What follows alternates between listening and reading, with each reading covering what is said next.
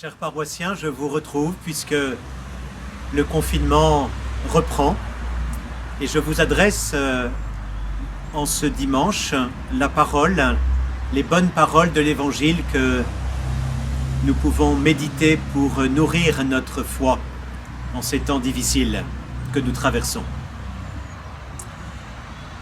Tous, nous avons fait déjà l'expérience d'attendre un train qui n'arrive pas, d'attendre un train qui ne démarre pas, d'attendre quelqu'un qui tarde à venir au rendez-vous fixé.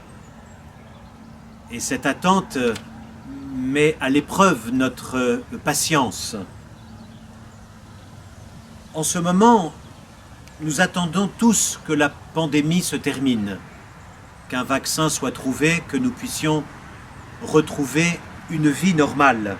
Seulement voilà, le virus continue de se propager, le vaccin n'est pas trouvé, et le risque est grand de perdre patience, de se lasser, de se décourager.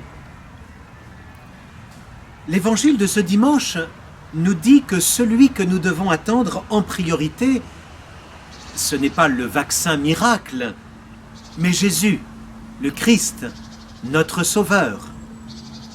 Pour nous aider à le comprendre, Jésus invente la parabole des 10 jeunes filles.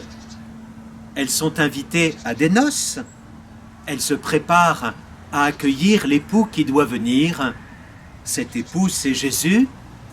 Il vient à notre rencontre car son projet d'amour, c'est d'épouser toute l'humanité, et chacun de nous en particulier. Et donc l'Église, dans laquelle on entre par le baptême, c'est l'épouse du Christ. Être baptisé, c'est vraiment être uni à Jésus-Christ, notre véritable époux. D'ailleurs, c'est saint Paul qui dit ceci aux Corinthiens: « Je vous ai unis au seul époux.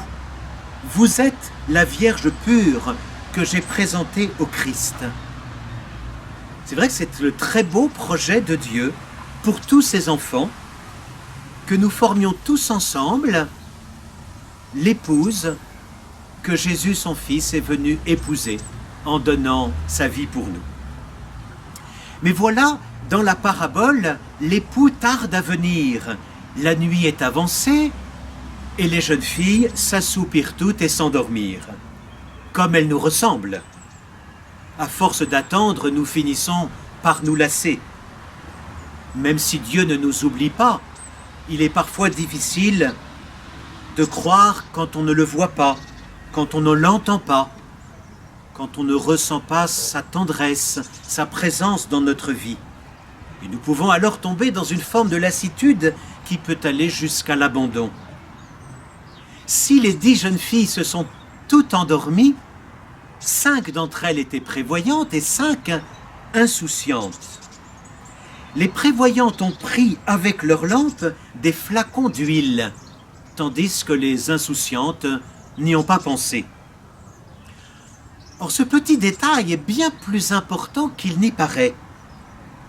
N'oublions pas qu'au moment où Jésus raconte cette parabole, le contexte est dramatique parce que son arrestation est imminente. Ses adversaires ont déjà décidé de le tuer. Et ces 5 jeunes filles ne sont pas simplement des jeunes filles étourdies parce qu'elles ont oublié quelque chose, comme nous-mêmes, il nous arrive d'oublier quelque chose. Jésus les qualifie d'insouciantes, mais plus précisément de folles. Or, dans le langage biblique, le fou, ce n'est pas simplement celui qui n'a pas fait preuve de bon sens ou d'intelligence. Le fou, c'est celui qui veut se passer de Dieu. Le psaume dit d'ailleurs, dans son cœur, le fou déclare pas de Dieu. Ainsi, ces 5 jeunes filles insouciantes représentent ce que Dieu veut nous voir absolument éviter, de laisser de côté cette attente de Dieu, qui est pourtant si nécessaire dans notre vie. Parce que tout l'enjeu précisément de notre vie, c'est de ne pas rater la rencontre décisive avec le Christ qui ne cesse de venir à nous. Les prévoyantes, elles ont prévu, justement, leurs flacons d'huile. Ces flacons d'huile représentent toutes ces réserves d'amour de leur cœur pour accueillir le Seigneur qui vient.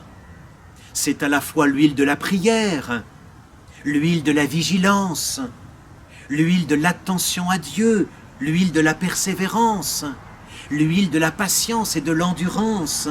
Et cette huile, elle ne se partage pas, car c'est à chacun de nous dans son cœur de désirer ardemment la venue du Seigneur. Nous ne pouvons pas désirer le Seigneur à la place d'un autre. Alors prions tous ensemble, en ce temps difficile, pour que toute notre attente, tout notre désir se tourne vers le Seigneur qui vient et qui nous dit « Veillez donc, car vous ne savez ni le jour ni l'heure. » Amen.